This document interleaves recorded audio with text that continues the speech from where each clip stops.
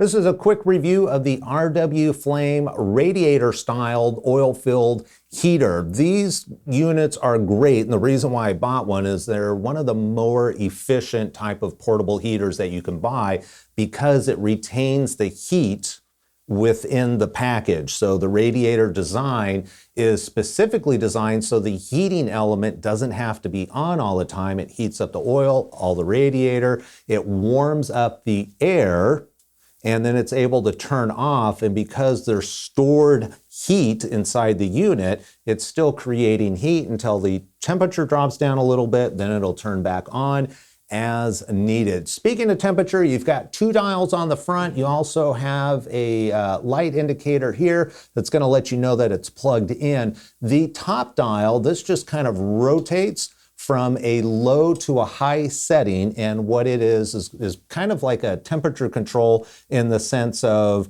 how hot or cold do you want the unit to be when it kicks on. So the lower the setting, the warmer it needs to be before the unit kicks on. The second dial down here at the bottom is actually going to be the off button and then turn it on. This unit has three different settings. The first one is going to be 600 watts, then 900 watts, and then 1500 watts.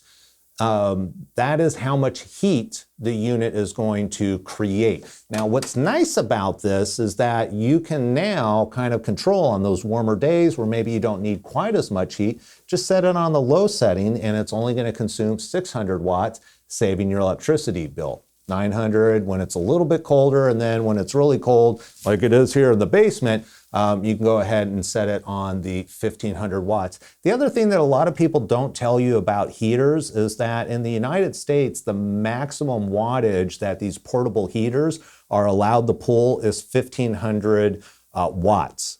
So that means if you're spending more money for a bigger heater maybe or something, doesn't mean it's producing more heat because it can only draw 1500 watts. You need more power to generate more heat. So think about that when you're buying your heater.